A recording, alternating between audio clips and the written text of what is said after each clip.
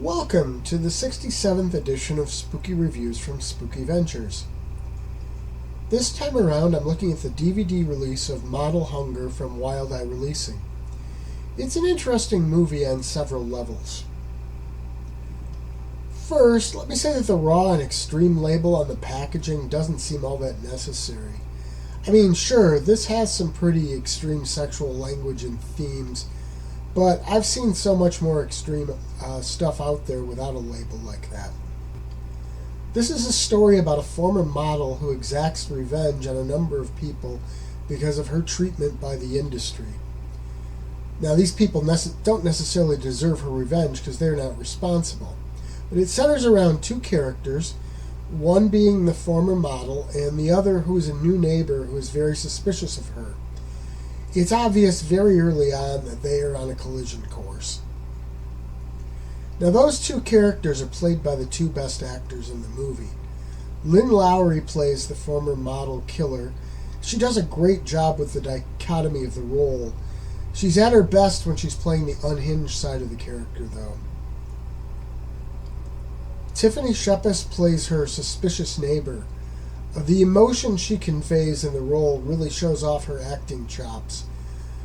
Fans of Star Trek Picard should recognize her because she's in the third season of that show, which is running on Paramount Plus right now. And while the rest of the cast presents varying levels of acting skill, overall the acting is better than one expects with this kind of indie production. I mean, the worst performance here is probably better than the bulk of the cast of a lot of other small-budget horror films like this. The movie is quite violent and bloody, but a lot of the gore is more implied than shown on screen. Now, I suppose this is going to be a very slight spoiler, because what I'm about to talk about is something that is revealed pretty early in the movie, and it's talked about online pretty openly these days, so it's not like it's going to be a huge surprise. It's all over the internet. And that topic is cannibalism. Now, that's a big part of the plot. I think the movie does a great job of displaying it in an in-your-face way without getting too graphic, if you can believe that. Now, there's a deeper message in this movie too. A lot of it seems to be about body positivity and acceptance. And the movie points up the harmful messaging women are fed constantly about their bodies. Part of that comes from the killer. Part comes from a TV channel that is on nearly constantly in the movie. Now, that TV thing is one problem I did have with the movie. It really seemed kind of silly and over the top and didn't fit with the theme of the film, I think. The fact that everyone in the movie was watching it was pretty unbelievable, too. I think it would have been a stronger film had they either left that out entirely or at least made some edits to cut the screen time of it down somewhat. I mean, it really screamed cheaply made and fake. Beyond that, there were a few things that you really couldn't think through all that much or they wouldn't make much sense. But those were really minor enough issues to be easy to ignore.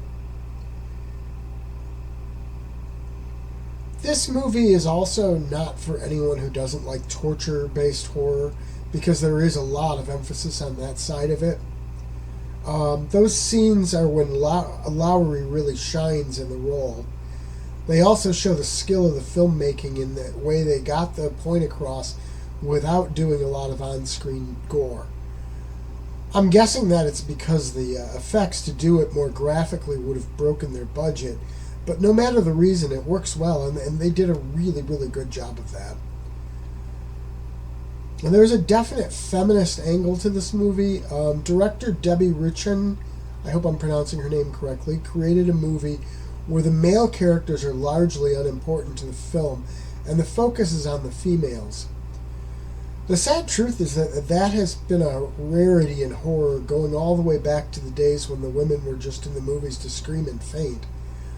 It's refreshing to see this kind of take on the genre. I mean, we've had plenty of final girls over the years, but this seems even another step along the way. All in all, this is a unique film. It's entertaining and intriguing, And it's not without its problems, but overall I'd consider it a pretty successful film. There are quite a few bonus features here, but none of them really grabbed me. The movie itself is certainly worthwhile, though. Spooky Ventures is the home for spooky content and spooky merchandise on the web. Check it out today at spookyventures.com. And remember, always keep it spooky.